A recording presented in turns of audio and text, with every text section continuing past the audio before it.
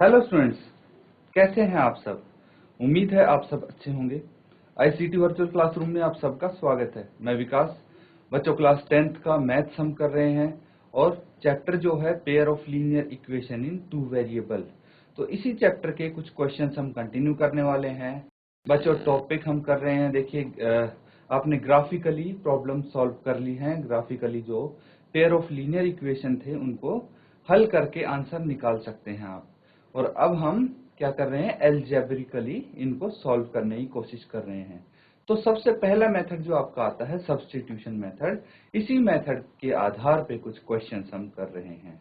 तो बच्चों, उम्मीद है कि अभी तक की जो हमने बेसिक कॉन्सेप्ट चीजें सीखी हैं वो आपने अच्छे से समझी हैं, नोट डाउन की हैं, क्योंकि उन्हीं के आधार पे क्वेश्चंस हम कर रहे हैं। तो चलिए बच्चों, सबसे पहले हम रिवाइज करेंगे उन कॉन्सेप्ट्स को और उसके बाद हम आगे क्वेश्चंस कंटिन्यू करेंगे। तो स्टार्ट करते हैं। तो स्टूडेंट्स, यहाँ पे देखिए linear equation in two variables के लिए क्या क्या है आपके पास। दो इक्वेशन होती है, ठीक है। जैसे 4x plus 3y equal to क्या होगा, कुछ तो होगा। 99x equal to 88y is equal to, मतलब इस फॉर्मेट में कुछ इक्वेशन आपके पास होंगी। अब देखिए लीनियर इक्वेशन क्या है, एक अलजेब्रिक इक्वेशन है इन विच टर्म्स आर अ कांस्टेंट और product of constants and variables. Linear equation can have one और मोर वेरिएबल, ठीक है। वेरिएबल आपको पता है चर होता है ना, और कांस्टेंट अचर होता है, ठीक है। तो जो बदल सकते हैं उनको वेरिएबल बोलते हैं, जो नहीं बदल सकते उनको कांस्टेंट बोलते हैं। काफी डिटेल में हमने पढ़ा था इनको। इक्वेशन कैन हैव वन और मोर वेरिएबल, ठीक है। एक या उससे ज्यादा वेरिएबल हो सकते हैं। जैसे 2x minus 3 is equal to 5। Linear equation one variable में है, क्यों? क्योंकि बच्चों आप देखेंगे इसमें सिर्फ एक ही चर है, एक ही चर आपको दिखेगा और वो है x, है ना। इस इक्वेशन में सिर्फ x है। लेकिन जो ये है, ये वाली linear equation in two variable है, क्योंकि इसमें दो चर हैं, दो वेरिएबल हैं x एंड y, ठीक है। तो ये है linear equation in two variable. काफी डिटेल में हमने इसको पढ़ा था। अब है सिस्टम ऑफ इक्वेशंस। क्या होती हैं इक्वेशंस, ये आप देख सकते हैं। Pair of linear equation in two variable is said to form a system of simultaneously linear equation. जैसे देखिए एक ये होगी, एक ये होगी, दो इक्वेशन है, पेयर ऑफ इक्वेशन इसको हम बोल सकते हैं। तो इन्हीं के आधार पे हम क्वेश्चन कर रहे हैं। जो पेयर ऑफ इक्वेशन है इनको हम हल कर रहे हैं इनमें। अब देखिए जो जनरल फॉर्म है वो क्या है, इसकी जनरल फॉर्म है ये x और y की हेल्प से ये आती है general form ax plus by plus c is equal to 0, ठीक है। तो student, pair of linear equation in two variable can be solved by graphically method, ठीक है। और दूसरा है अलजेब्रिक मेथड। ये दो जो मेथड हैं इनकी हेल्प से हम इसको सॉल्व कर सकते हैं, पेयर ऑफ लीनियर इक्वेशन। अब जो ग्राफिकली मेथड है वो हम कर चुके हैं, है ना, उसके आधार पे काफी सारे क्वेश्चंस भी कर चुके हैं। और जो ये है अलजेब्रिक मेथड, इसमें से हम जो पहला मेथड है इसका वो कर रहे हैं। अब देखिए ग्राफिकल मेथड क्या है स्टूडेंट्स। ग्राफिकल मेथड है कि दो इक्वेशन है, दो इक्वेशन है linear equation in two variable. तो ये है पहली इक्वेशन, क्या है, 2x minus Y is equal to -1। और दूसरी इक्वेशन, दूसरा समीकरण है हमारे पास रैखिक समीकरण 3x minus 2y is equal to 9, ये है। अब इनको हम क्या करेंगे, here we assign any value to one of two variable and then determine the value of other variable। तो ऐसा ही कर सकते हैं, हमें इनका मान निकालना है, चर का मान निकालना है। तो सबसे पहले हम क्या करेंगे, x और y के अलग अलग हम मान निकाल लेंगे। और कैसे निकालेंगे, एक बारी हम मान लीजिए अगर x का कोई मान रख दें तो उससे y का क्या आएगा।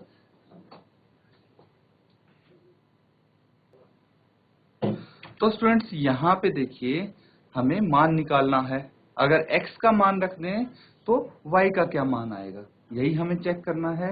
इसी तरह से स्टूडेंट्स हम क्या कर लेंगे, इनकी वैल्यूज निकाल देंगे। कैसे निकालेंगे, देखिए यहाँ पे हमने 2x माइनस वाई को हल किया है। ये ग्राफिकल मेथड है, ये आप काफी क्वेश्चंस इस पे प्रैक्टिस भी कर चुके हैं। तो अगर हमें y के लिए सॉल्व करना है, ठीक है, add 1 and y to both side, ऐसे कर सकते हैं।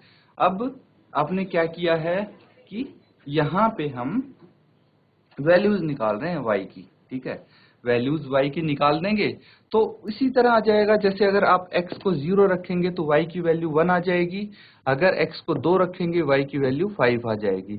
सिमिलरली यहाँ पे ये वैल्यूज आ गई हैं रख के। उसके बाद हमें क्या करना है बच्चों, इसके बाद ग्राफ बनाते थे हम इस तरह से।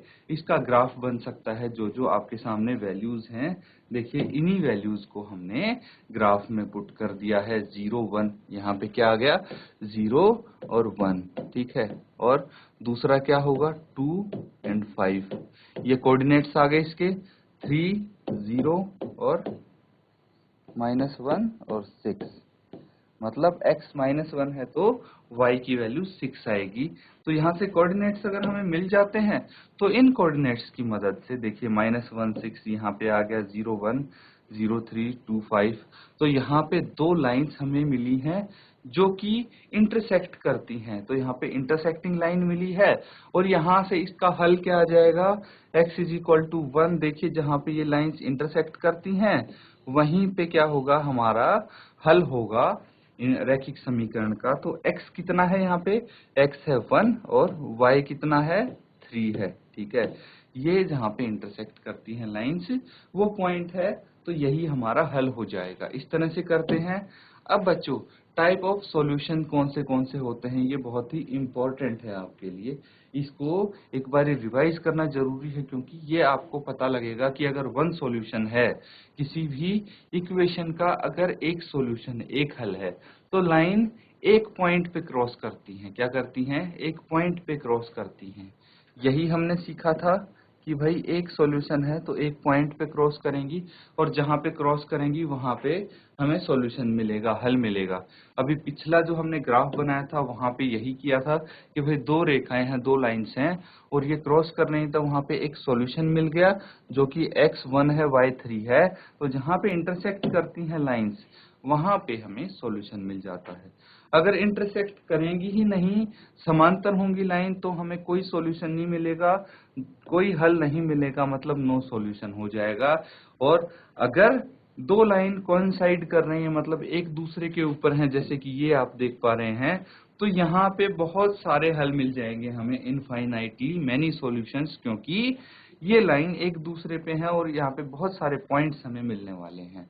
तो ये हैं अलग अलग प्रकार के सॉल्यूशंस जो हमें यहाँ पे मिल जाते हैं स्टूडेंट्स, ठीक है। तो इसी तरह से यहाँ पे क्या बोलते हैं इन सॉल्यूशंस को वो देखिए।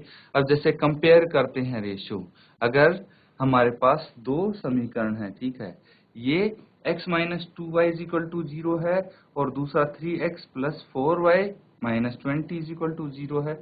तो यहाँ पे हम इनको कंपेयर करते हैं, a1/a2 b1/b2 c1/c2, in ratio को कंपेयर करेंगे। और अगर a1/a2 बराबर नहीं है b1/b2 के, तो यहाँ पे हमें यूनिक सॉल्यूशन मिलता है, वन सॉल्यूशन मिलता है, यहाँ पे लाइंस इंटरसेक्ट करेंगी मतलब। इसी तरह जो सेकंड है, सेकंड में हम कंपेयर करेंगे तो अगर हमारे पास निकला a1/a2 = b1/b2 = c1/c2, मतलब तीनों रेशियो इक्वल निकले तो लाइन होंगी कोइंसिडेंट और बहुत सारे सॉल्यूशन होंगे। तो ये तो हमने सीख लिया था कि भाई अगर कोइंसिडेंट है तो बहुत सारे सॉल्यूशन मिलेंगे। इसी तरह थर्ड की बात करें तो देखिए थर्ड में क्या है, x + 2y - 4 = 0, 2x + 4y - 12 = 0। तो ये दो समीकरण हैं, इससे हम कंपेयर करेंगे रेशियोज को। और a1/a2 बराबर है b1/b2 जो कि बराबर नहीं है c1/c2 के, तो यहाँ पे होंगी पैरेलल लाइंस। तो इस तरह से हमें पता लग जाता है कि नो सॉल्यूशन होगा अगर रेशियोज को कंपेयर करने पे ये आता है। तो यहाँ से इसके आधार पे भी काफी सारे क्वेश्चंस आते हैं हमारे पास। अब जो आपके पास एल्जेब्रिकली सॉल्व करने के मेथड हैं वो हैं बच्चों, एक तो है सब्स्टिट्यूशन मेथड, एक एलिमिनेशन, एक क्रॉस मल्टीप्लिकेशन मेथड। ये तीन अलग अलग आपके पास मेथड हैं। तो सबसे पहले हम करते हैं सब्स्टिट्यूशन मेथड। क्या है? Substitution method. सब्स्टिट्यूशन मेथड में क्या है स्टूडेंट्स, देखिए दो समीकरण होते हैं हमारे पास, ठीक है। दो समीकरण कौन से हैं? अब इसकी जनरल फॉर्म अगर आप देखें तो ये जनरल फॉर्म में लिखे हुए हैं a1x plus b1y plus c1 is equal to 0, यही है। अब दूसरा आपको लिखा हुआ है a2x plus b2y plus c2 is equal to 0। तो ये क्या है? दो समीकरण हैं जो कि जनरल फॉर्म में लिखे हुए हैं, ये इक्वेशन है। अब इनको अगर हमें सब्स्टिट्यूशन मेथड करना है तो हम प्रतिस्थापन विधि बोल सकते हैं। कैसे करेंगे? यहाँ पे हम क्या करेंगे, दो इक्वेशन में से किसी एक को लेंगे। देखिए इसके आधार पे कुछ क्वेश्चंस भी किए हैं आपने, जस्ट ये रिवाइज कर रहे हैं हम। तो यहाँ पे हम क्या करेंगे, कोई भी एक इक्वेशन लेंगे और उसमें कोई एक वेरिएबल की वैल्यू निकाल देंगे दूसरे वेरिएबल की टर्म्स में। यही बोल रहे हैं find the value of one variable.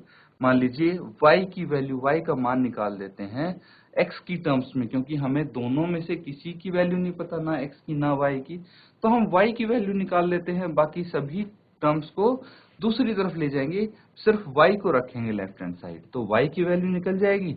अब क्या करेंगे, जो y की वैल्यू आई है, y का मान आया है, वो दूसरी इक्वेशन, दूसरे समीकरण में हम रख देंगे और उससे x का मान निकल जाएगा, ठीक है। ऐसे ही करते हैं।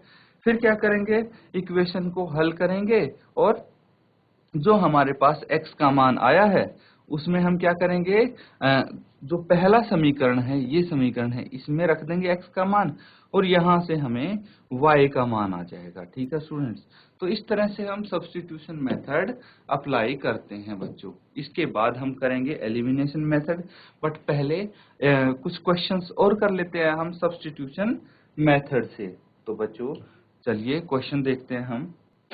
तो स्टूडेंट्स यहाँ पे जो आपके सामने क्वेश्चन है, देखिए ये हम फिफ्थ पार्ट इसका कर चुके हैं। यहाँ पे आपको सबसे पहले तो इनके इक्वेशंस लिखनी है, ठीक है। ये समीकरण आप बनाएंगे, उसके बाद इनको हल करेंगे और आंसर आप निकाल पाएंगे। तो जो फाइनल पार्ट है, लास्ट पार्ट है, वो अभी हम करने वाले हैं सिक्स्थ पार्ट। इसमें देखिए क्या लिखा हुआ है, Jacob 5 years hence the age of Jacob will be 3 times that of his son. Or 5 years ago Jacob's age was 7 times that of his son. What are their present ages? अब यहाँ पे ये एज वाला question आ गया है बच्चों, ठीक है। क्या आ गया? एज वाला क्वेश्चन आ गया। तो क्या बोला गया है, 5 साल पहले, ठीक है, 5 वर्ष बाद, ठीक है। यहाँ पे 5 वर्ष बाद की बात की गई है, हेंस मतलब बाद। तो 5 वर्ष बाद जैकब की आयु उसके पुत्र की आयु से 3 गुनी हो जाएगी। ये चीज यहाँ पे फर्स्ट लाइन में बोली गई है कि 5 वर्ष बाद जैकब की आयु उसके पुत्र की आयु से 3 गुनी हो जाएगी। 5 वर्ष पूर्व, 5 years अगो यहाँ पे बोला गया है, मतलब 5 वर्ष पूर्व क्या हो जाएगा, 5 वर्ष पूर्व जैकब की आयु उसके पुत्र की आयु से 7 गुनी थी। 5 वर्ष पूर्व कितनी थी? 7 गुनी थी अपने पुत्र की आयु से जैकब की आयु। तो उनकी वर्तमान आयु क्या है ये बतानी है, दोनों की वर्तमान आयु क्या होंगी। तो स्टूडेंट्स इसको हल कर सकते हैं आप इजीली। सबसे पहले आप क्या करेंगे, जो निकालना है उनको x और y मान लीजिए और उसकी मदद से समीकरण आप बना सकते हैं, फिर इसको हल करेंगे। तो जल्दी से इसको सॉल्व कीजिए स्टूडेंट्स और आंसर बताइए कि क्या आंसर आता है। तो सबसे पहले समीकरण देखिए कि दोनों समीकरण आपके क्या आएंगे वो बताइए। उसके बाद समीकरण जो आएंगे रैखिक समीकरण, उनको तो हम सब्स्टिट्यूशन मेथड से हल कर सकते हैं। तो जल्दी से इसको सॉल्व कीजिए और आंसर शेयर करेंगे बच्चों चैट के माध्यम से।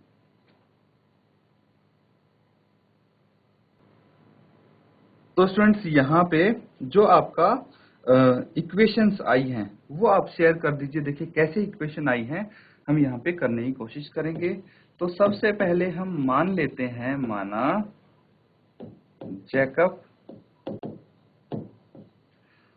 जैकब की वर्तमान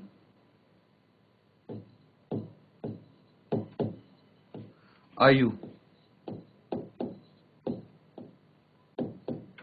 x ईयर्स हम मान लेते हैं, इंग्लिश में आप कैसे लिखेंगे इसको? Let the present age of Jacob be x years और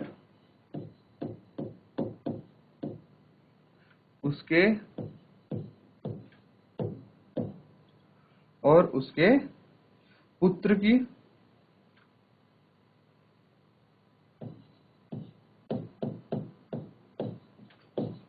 वर्तमान आयु हम मान लेते हैं y, ठीक है। तो वर्तमान आयु हो गई y years उसके बेटे की, और जैकब की होगी x years। ये हमने लेट कर लिया। तो यहाँ पे आप क्या बोल सकते हैं कि भाई 5 वर्ष बाद और 5 वर्ष पूर्व उनकी क्या आयु होगी, उसकी मदद से हम इसका समीकरण बना सकते हैं, ठीक है। तो सबसे पहले बोला गया है कि 5 वर्ष बाद जैकब की आयु अपने पुत्र की आयु से 3 गुना होगी।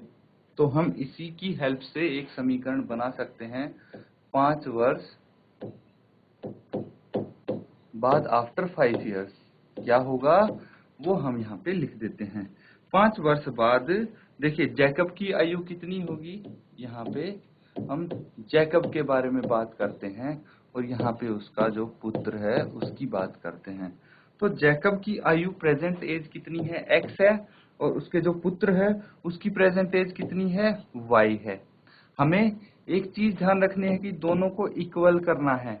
तो पहले तो ये अभी बराबर नहीं है, तो बराबर करने के लिए क्या करना पड़ेगा बच्चों, ये ध्यान दें, अभी ये बराबर नहीं है।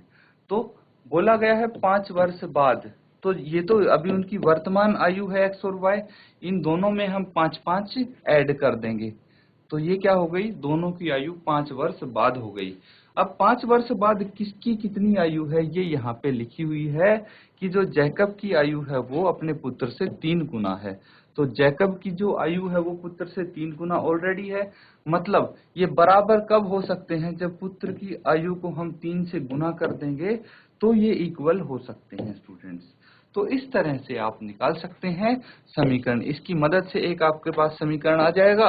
अब दूसरा समीकरण आप कैसे निकालेंगे, 5 वर्ष पूर्व जो है, इसको देखिए आगे हल कर लीजिए आप, और एक्स वाई की टर्म्स में एक लीनियर इक्वेशन आपके पास आ जाएगी।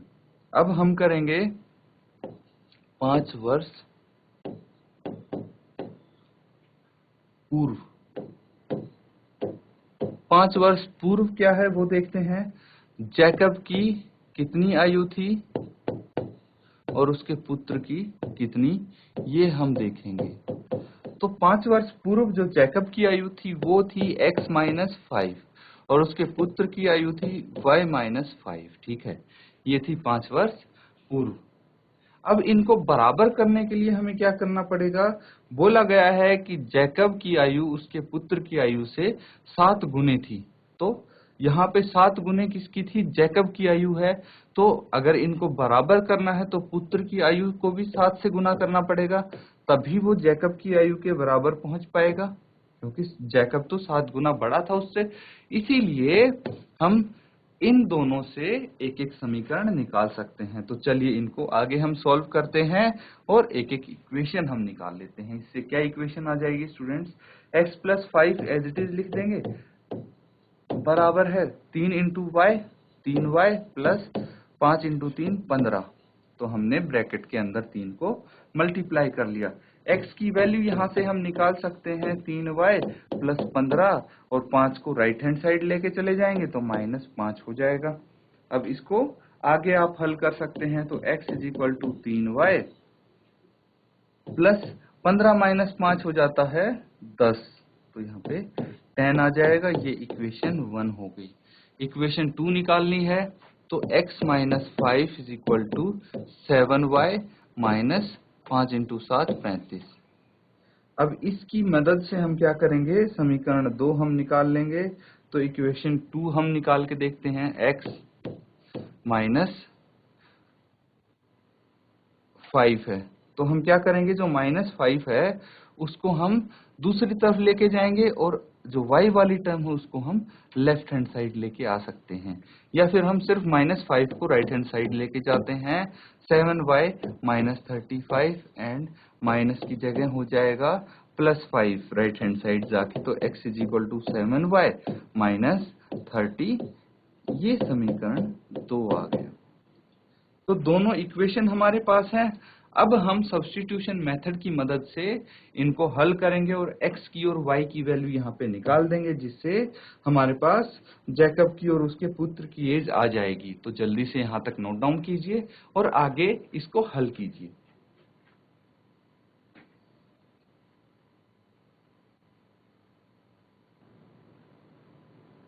तो स्टूडेंट्स, आपकी x की और y की वैल्यू आ गई है। जिसकी भी x की y की वैल्यू आई है वो अपना आंसर सेंड कर सकते हैं चैट के माध्यम से। देखिए यहाँ पे सबसे पहले हम क्या करेंगे, जो x की वैल्यू है हमारे पास, यहाँ पे जो इक्वेशन 1 है उसमें x की वैल्यू है हमारे पास y की टर्म्स में। तो सब्स्टिट्यूशन मेथड में यही करते हैं, जो x की वैल्यू है इसको हम समीकरण 2 में यहाँ पे रख सकते हैं। ठीक है, तो समीकरण 2 में x की वैल्यू रखने पर, यानी पुट द वैल्यू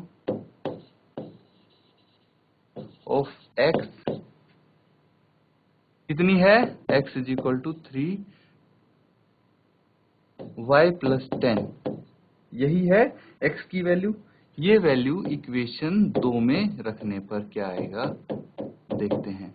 तो समीकरण 2 में हम रखते हैं इसकी वैल्यू। समीकरण 2 क्या है हमारे पास, x is equal to 7y minus 30, ये है समीकरण 2।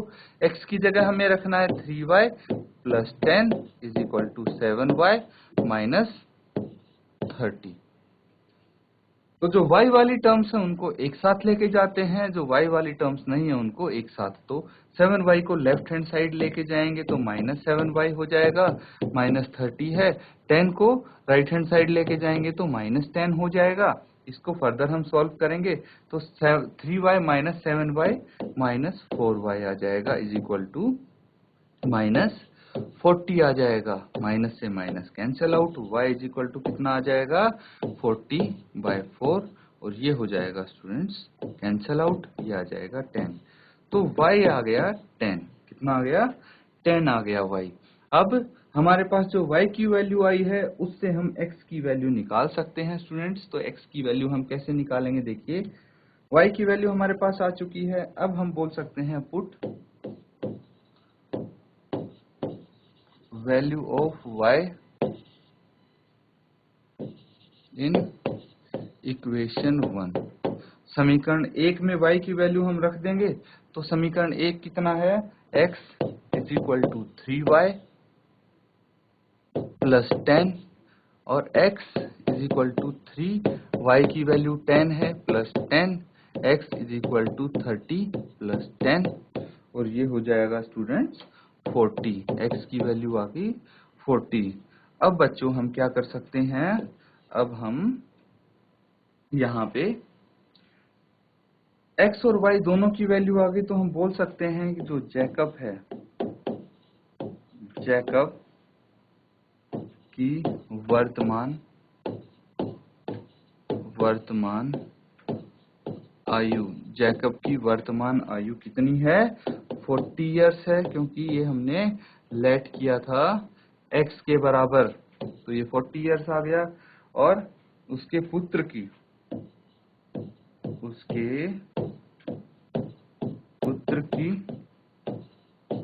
वर्तमान आयु हमने वायलेट की थी और वो है 10 साल 10 इयर्स। तो बच्चों ये आपका आंसर आ गया, इसको नोट डाउन कर सकते हैं आप।